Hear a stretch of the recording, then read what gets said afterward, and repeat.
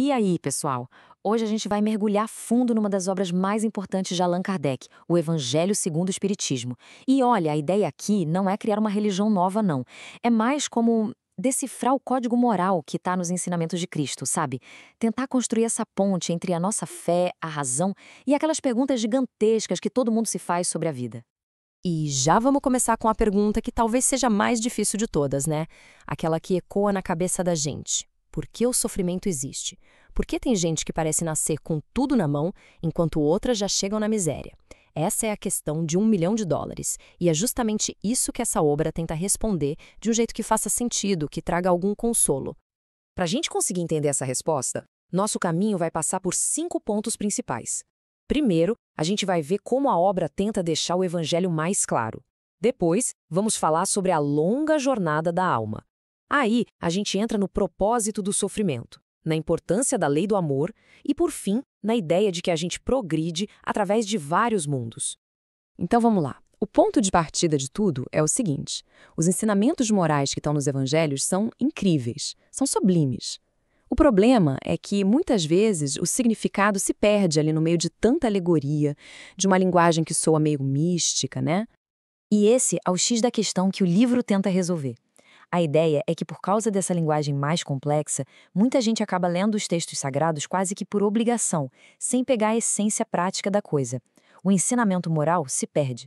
Então, o grande desafio é esse: como tornar isso tudo algo acessível, algo que a gente possa usar no nosso dia a dia.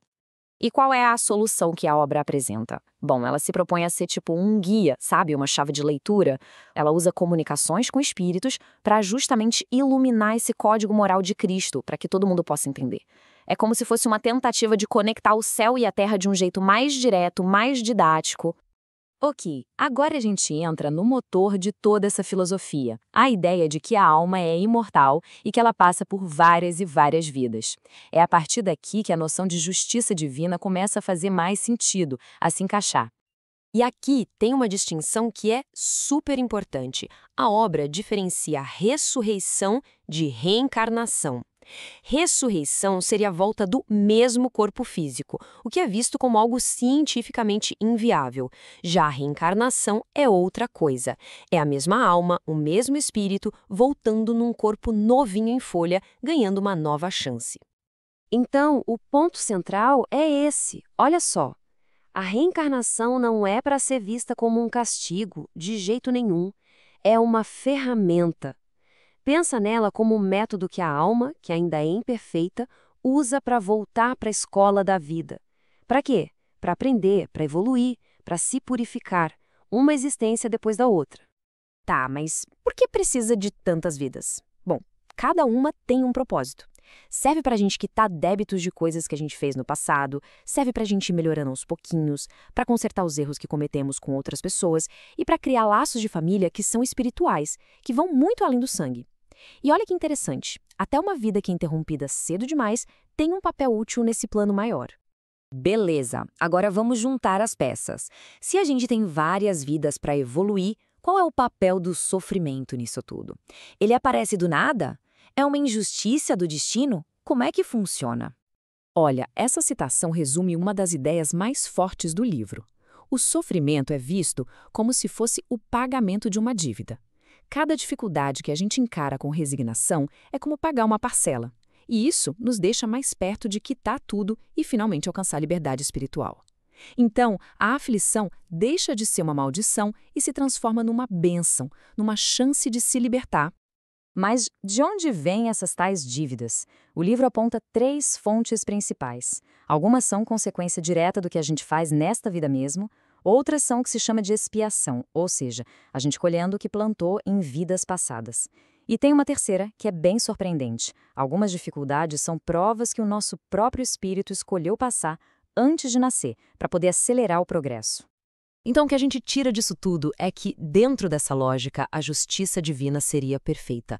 Nada acontece por acaso. Cada dor, cada desafio não é um castigo. É um mecanismo de causa e efeito pensado para ensinar e para curar a aula. Certo. Se o sofrimento é a ferramenta para aprender, o que a gente tem que aprender afinal? Qual é a matéria da prova? A resposta, segundo a obra, é bem clara. É a lei do amor e da caridade. É esse o caminho para a gente não precisar mais sofrer para evoluir. E olha, caridade aqui é muito mais do que só dar uma esmola, tá? É uma atitude de vida. Benevolência é querer o bem para todo mundo o tempo todo. Indulgência é ter paciência com os defeitos dos outros, até porque a gente também tem os nossos, né? E o perdão, bom, o perdão é a chave para quebrar os ciclos de dor. Essa frase é o pilar de toda a doutrina moral. Fora da caridade, não há salvação.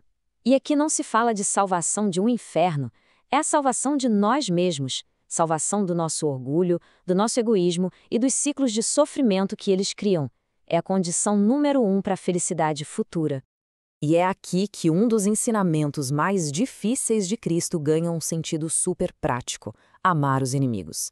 Com a ideia da reencarnação, perdoar o inimigo não é só um gesto de bondade, é um ato de inteligência espiritual.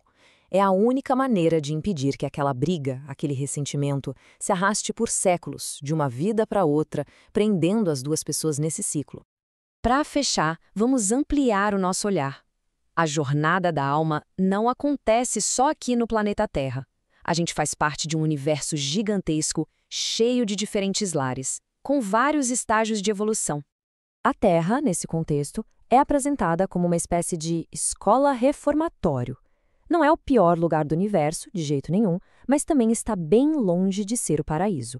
É um planeta onde o mal ainda predomina e por isso tem tantas lutas, tantos desafios. São as lições que os espíritos mais teimosos precisam para finalmente aprender sobre o bem.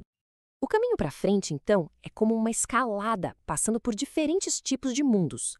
A alma começa lá nos mundos primitivos, passa por este nosso estágio aqui de provas e expiações, para depois ir para mundos regeneradores, que são como um lugar de descanso para ganhar forças. O destino final são os mundos felizes e celestes, onde o amor e a sabedoria reinam absolutos. O progresso, no fim das contas, é a lei do universo. E a gente termina com essa reflexão.